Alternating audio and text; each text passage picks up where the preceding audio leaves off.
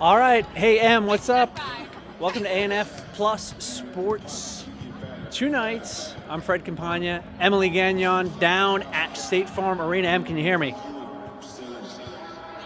What's up, Fred? I've been waiting all day to talk to you I know you have. because I know that you are as invested in this game as I am. Yeah. Well, And Fred, really quickly, Yeah. to whoever is listening to this right now, who's producing, I'm getting feedback in my ear. Okay.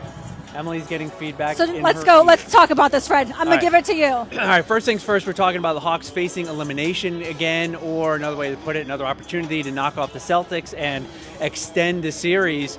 And in stunning fashion, a couple of nights ago up in Boston, a game that, for the most part, I think the Hawks were sleepwalking through a little bit. I mean, it was a 10-point game for most of the game, and then all of a sudden, the Celtics forgot how to run offense, committed a bunch of not-so-great fouls defensively, and Trae Young got hot. And next thing you know, the Hawks are forcing Game 6 back here in Atlanta at State Farm. So a couple of hours away from tip for that game. And the question is, can the Hawks channel what they did in the last 3 minutes for 48 minutes tonight? Because as much as the Hawks woke up in those last 3 minutes, you better believe the Celtics are going to come to town tonight and not looking to extend this thing to a seventh game. So, Em, what are you thinking? What's the vibe down there at State Farm? All right, so nobody's here yet. Fans are actually just starting to trickle in. So doors must have just opened. But I have not seen any of the starters come out on the court yet. So I'm waiting for them to come out to just kind of see the vibe as they hit the court. But I will say the guys, the bench guys, I think Sadiq Bey is out here shooting some shots, and he's had a good series. Lee Smith, our photographer, is going to show you Sadiq Bey right now. He's hit some good threes throughout this series, and that's exactly what he's working on right now. But I got to say, once they get out here, I'll be able to tell you, Fred, the exact feel of the night. I loved the grit that they showed in Boston in Game 5. I know you didn't necessarily love it, but I thought for sure this series was over. I was like, all right, it's done. Let's wrap it up. The NFL draft is what matters from here on out. But no, the Hawks shocked us all, took a win on the road at TD Garden. That place went quiet so quick. And here we are. They earned this Game 6. They forced it. They earned it. Tonight they will try to force a Game 7. I just keep going back, Fred, to 2 years ago when the Hawks made an Eastern Conference Finals run. And they played Philly. When they played the 76ers, they had to play in a Game 7. We're not there yet, but they beat the 76ers at Philly in that Game 7. And I'm just wondering, do they have it in their tank? Can they actually get 2 wins in a row? Get 2 wins back to back, which they don't do very often. At least they haven't done it very often this season. Can they make that happen to be able to go back to Boston to earn yet another game? And I just don't see, and again, I'm going to Game 7, I don't see how the Hawks win 3 in a row, but if they did, that would be the best basketball they've played all season. And Fred, I got to tell you, I think a lot of this has to do with Quinn Snyder. These players are kind of learning his system. They haven't had a lot of time with him. It's just been 20-plus games, maybe 24, 25 by this point, with the playoff games included. But they haven't had much time together. He's been trying to install some different things, right? And now you're trying, or you're finally seeing this team maybe take on some of his personality, learn what he's trying to teach them.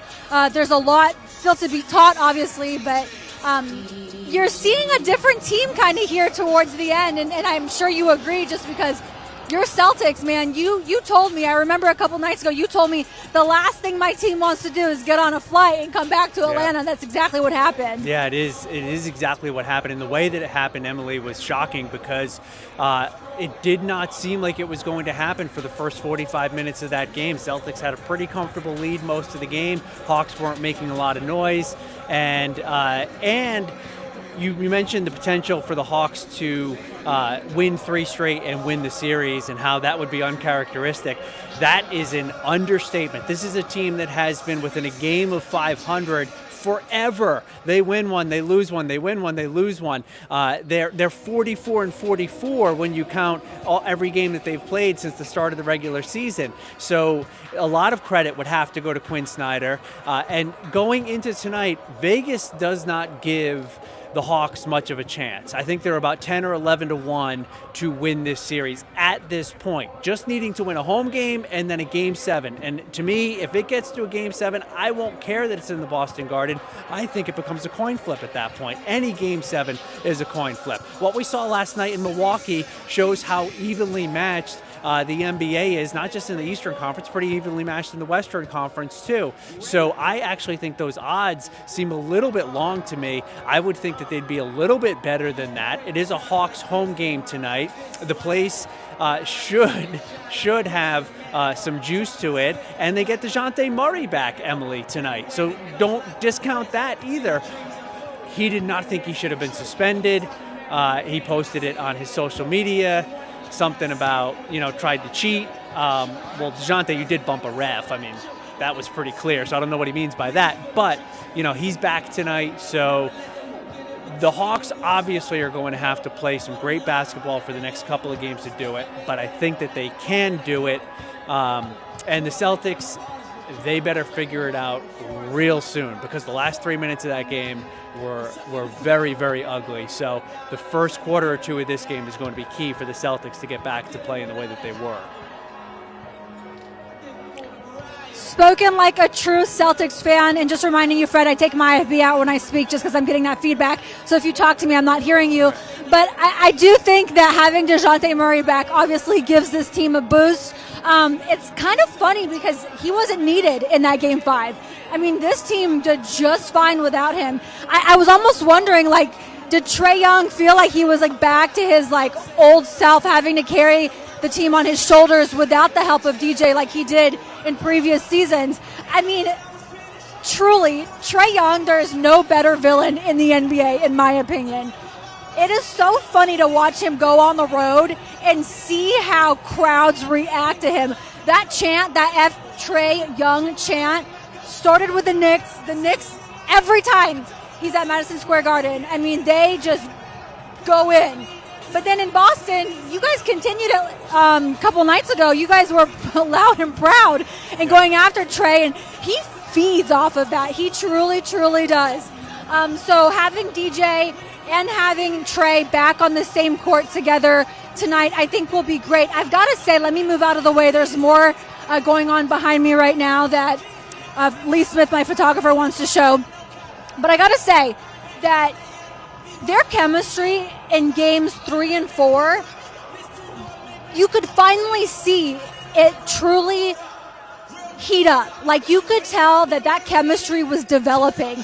And I can't say it enough. DJ told us chemistry takes time. It takes time for players to learn each other, to learn how to play together, to play at the next level. And he talked about Jalen and Jason Tatum. He talked about them as examples. When they first started playing together for Boston, Jason Tatum and Jalen Brown, it took them a while to learn each other and to develop that chemistry and to trust each other to be able to play so well together.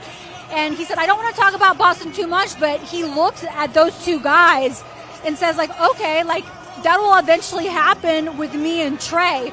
Well, in games 3 and 4, I thought those were the best 2 games they played together all season. I think they combined for 57 in game 3, 58 in game 4. Obviously, game 5, DJ was out for bumping a ref at the end of game 4, but tonight they can pick up where they left off in game 6. We'll be able to see if they can continue to feed off of each other and lead the team together. That's what I'm looking forward to. And you know what's funny is somebody at dinner last night, Fred, asked me, hey, what do you think is going to happen with Trae Young? Do you think all those rumors about him possibly going to another team this offseason, do you feel like that's possible? Do you think that might actually happen? And I said, well, not after he hit that 3. After he hit that 3 in Boston, the Hawks are we're keeping Trae Young. Yeah, well, we'll see if that actually happens. I want to throw another name out there. You mentioned Trey, you mentioned DeJounte. The name I'm going to throw out is not DeAndre Hunter. It's not Capella. It's not Bogey. It's John Collins. He came to life a little bit in Game 5. I think that he needs to play really big in the next couple of games. Speaking of playing big, let's move on from the Hawks because the Eastern Conference is kind of wild and a little bit wide open right now as well because the Bucks are gone. Emily, you talk about the Heat, and I think you low-key are a fan of the Heat. Maybe I'm wrong on that, but Jimmy Butler was Himmy Butler last night. Yeah, Jimmy Butler's that dude, right? Like, I want to give him all the props in the world. I also feel like he needs some kind of an award. I mean, what he's been able to do during the playoffs has been unreal. Talk about a guy taking his team on his shoulders and really just carrying them. He's done that night in and night out. Last night was a great example. I think his shot sent that game to overtime, and the Heat took care of it. I read somewhere that he told Spoelstra, like, let me be that guy.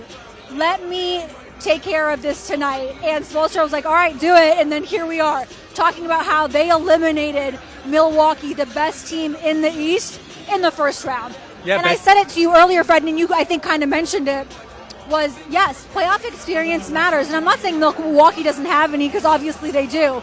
But the Heat, they definitely remembered how it felt to be eliminated by your Celtics last season. They probably felt like they could have done a little bit better, and here we are. They're really doing it, and they're moving on, and they're moving on convincingly. So that to me is super exciting for Miami. I can't wait to see the home games on TV with the Heat. Obviously, a late crowd. You've mentioned it. We've talked about it before. But once, I don't know, maybe the second quarter gets started, those games get real juicy. Onyeka Okongwu now on the field, the court, I apologize, for the Hawks, as well as DeAndre Hunter. That is what you're looking at right now. But yeah, Fred, I mean, I'm sure you were pretty impressed with Jimmy Butler as well. Yeah, it was impressive last night. And not only, he told Spoelstra before that final alley-oop that sent the game to overtime, that's when he told Spoelstra when he was drawing up a play for someone else, he said, no, let me be the guy. And he was the guy, and he's proven to be the guy over and over and over for that team in the playoffs. So remarkable, great quote from Giannis that was all over social media answering the question about whether this season was a failure.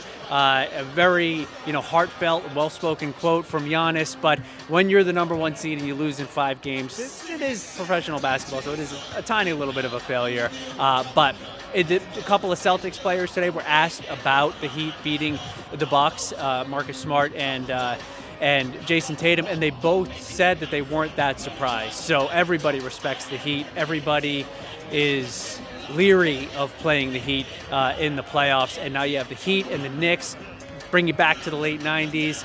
The Garden's going to be wild. It's going to be an exciting Eastern Conference semifinal, round 2 there, going on in New York and in Miami. The other Game 5s, the Grizzlies, Emily, sending that thing back to L.A., what are your thoughts on that? Yeah, I mean, I'm excited for that one. I think that this is not unexpected. I mean, I truly think that for all of these games that are happening right now, we've talked about it, like, they're so exciting to watch.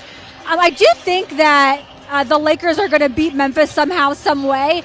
And for me, Fred, the one game that I want to talk about the most, the matchup that I've been wanting to talk about the most, is still the Golden State Warriors and Sacramento. Last night, Golden State was able to beat Sacramento on the road, and you know what they say about playoff basketball. It isn't a series until you can beat a team on their own home court, right? So like an away team beating somebody on their home court, and that's exactly what Golden State did last night. It was a tough, close game, the ones that we like to see, but now that one's being sent back to Golden State. I can't say it enough. These playoffs, have been really, really exciting. Despite the one sweep that we've seen so far, like these ones are going deep, and I like that. Yeah, a lot of great matchups potentially coming up regardless. I think Golden State will dust off Sacramento. I think Sacramento had their little run. Golden State seems to be rounding into better form now.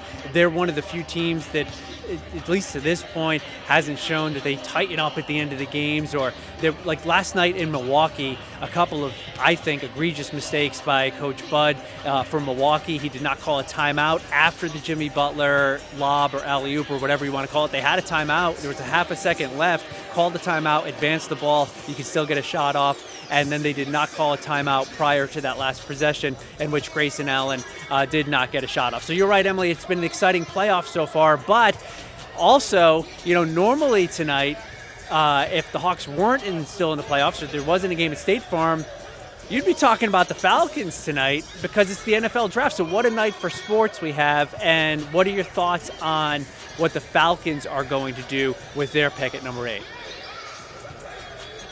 All right, so the Falcons have the number 8 overall pick right now. It's the exact same pick they had last season. For the GM and the head coach, Terry Fontenot and Arthur Smith, it's their 3rd draft together. In their first 2, we watched them take offensive players. At number 4, in their first year together, they took Kyle Pitts. And then the following year, they took a wide receiver in Drake London. Neither of those picks have been bad picks. Let's be clear about that. Both of those guys have contributed, and when they're healthy, they both can ball. But Fontenot's philosophy, his draft philosophy, hasn't changed since he took the job in Flowery Branch, and that is to draft the best player available. He doesn't necessarily go after needs. He's very open about that. He goes after whoever on their board is top of the board, no matter the position, that's who they're going to go with. So that's a little scary if you ask me. I don't want to go after the best player available. I want to go after the player that I need. I want to go after the position I need. And the Falcons need a lot of players at a lot of positions. We can get started on the offensive line. They need some depth at the O-line. They have struggled for years now. I know that Desmond Ridder is about to start for the Falcons, and he's going to learn very quickly that O-line is not the best if they don't make some major improvements. Poor Matt Ryan, I felt bad for him for years. I don't even know how he walked after games sometime. He was sacked so many times. So, offensive line, take care of the offensive line, guys. Not just that, the defensive line. When it comes to sacks, I think they were 31st in the league. There's more pressure needed. Let's improve the pass rush, all right? So why not go after a defensive end or an edge rusher? And then you also look like at the guys who direct traffic in the back. You need a corner. So the Falcons need a lot. A lot of drafts right now, mock drafts, have them going after a running back, which, Fred, I think you saw that. Guys, Falcons, if you're listening to me, you actually improved your running game last year, okay? It got better. So why? Why would we go after a running back? Oh, because Terry Fontenot's philosophy is best player available. Well, if you ask me, I might be a homer here, but some other mock drafts have the Falcons taking former UGA linebacker Nolan Smith. Yeah, why don't we start there? Why don't we start with Nolan Smith? Let's open the conversation there. That man he's a beast, Fred. He's an absolute beast. At the combine, he had one of the best combines of anyone out there. He made himself that kind of money. Okay, he made himself a ton of money at the combine. So why not draft the hometown kid? He's from Georgia. He loves the University of Georgia, and he's a good guy. That's the difference between him and so many other players. Nolan Smith, if you ask Kirby Smart or anybody else, they'll tell you he's one of the best dudes that they've been around. So he's a good dude, and he can play. I'm all about that. But listen, Fred, if they take a running back, 8 overall, you and I are going to be talking about this tomorrow because that's going to be a serious problem. And before I let you tell me what you think about their pick, Fontenot was very open with us, saying that they are open to moving down or moving back. So if there is a trade tonight, do not be surprised That's one of the first things he told us, and he said all those conversations with other teams, they've already been held. Like, they've been talking to other teams for a while now. There aren't many surprises when you choose in the top 10. So if they trade up or back, we already know that that was a very big possibility, and they could get, if they're going for best play available, they could get somebody further back. I don't know, like 20 and beyond if they decide to trade and go after a running back, or even Nolan Smith might still be there, or even let's talk about Broderick Jones, a UGA tackle. Like, come on, let's do something. Yeah. So I think that a lot of what you said makes perfect sense. I'm with you on, Bijan Robinson, not the guy I don't think that the Falcons need. I think that they either go O-lineman, and they can move back and still do this. They could even move back to, say, 10 or 12 or, a different spot if somebody else wants to move up because of the quarterback situation. There may be somebody who wants to get up a little bit higher to get one of those quarterbacks. Or if Jalen Carter slips, maybe somebody wants to jump up to grab him. But offensive line, Nolan Smith, cornerback, Witherspoon, Christian Gonzalez out of Oregon. So there are some guys that could be in play at 8, but both those guys, the corners or one of them, may still be there a little bit lower.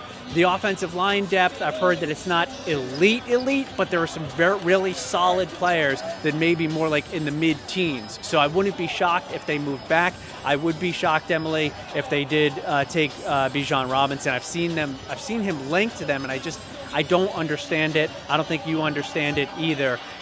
So it's going to be a very interesting draft as well. It's, Bryce Young is going number 1 to Carolina. I think if that doesn't happen, I'll be absolutely stunned.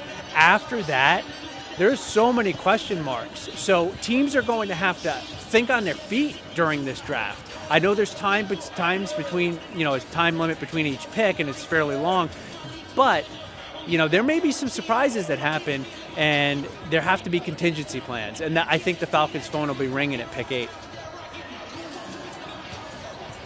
Arthur Smith might still be thinking about Derrick Henry. When they drafted Derrick Henry, when he was with the Titans, he might still be hoping for that kind of a scenario to happen. If it's truly what the Falcons are going to do, draft a running back, maybe he's having flashbacks of that.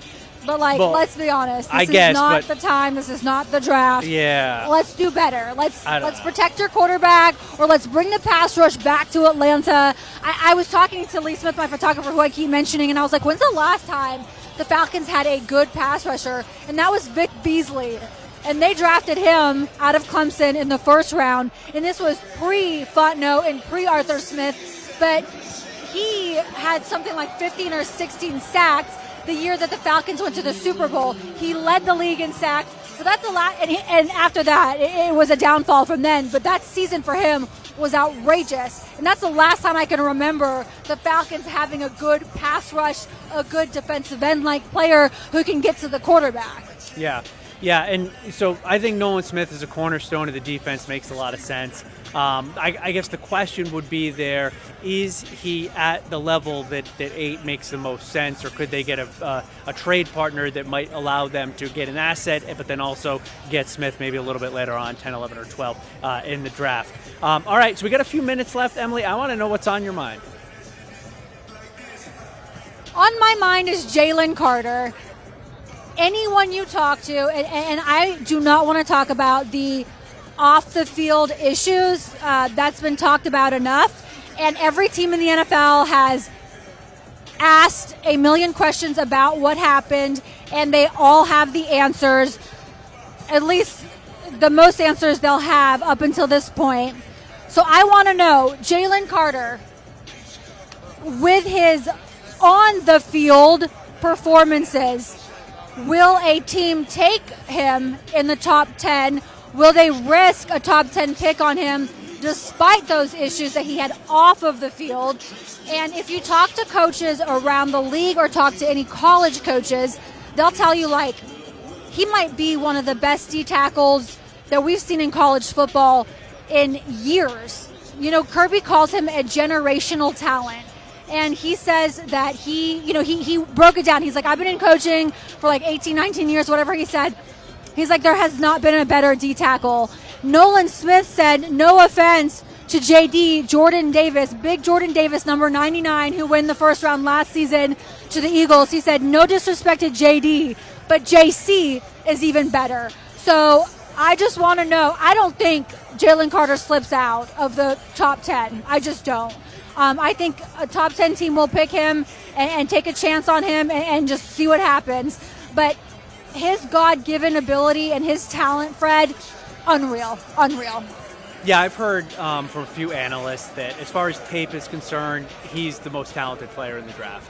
I also heard those analysts saying that he doesn't take hard coaching that well, and we know about the off-the-field issues. So it is somewhat of a gamble, but he is extremely talented. So we'll see. I don't think he gets below 6 or so in the draft. I think maybe the Lions or the Seahawks or somebody like that will take him, or someone else might move up to get him if those teams want to move down. Two things that are on my mind because we don't have too much time left. One was Lamar Jackson. That was much ado about nothing. Signed an extension, highest paid player in NFL history. So Lamar got paid. That's good for him. I sort of knew that was going to happen once they signed Odell Beckham. And lastly, we didn't talk about it, but what happened to the Braves? On my mind was going to be the streaky Braves winning 4 in a row. But they did not do it. They had a 4-0 lead, Emily, going into the 9th, and gave up 5 runs to Miami. Not the way that you want to leave Truist Park on a road trip to go up to New York. I won't argue that. Yeah. So really, a disappointing end to a quick homestand for the Braves, losing to the Marlins, but they still sit at 17-9. So Emily, just under about 90 minutes or so until tip-off. We will hear from you again later on Atlanta News First. Certainly at 11 o'clock, probably with some post-game reaction. So we shall see. Is it curtains for the Hawks, or is it on to Game 7? Thanks again for joining us tonight on Atlanta News First plus Sports Tonight. I'm Fred Campagna for Emily Gagnon. Have a great night. See you, Em. Good night.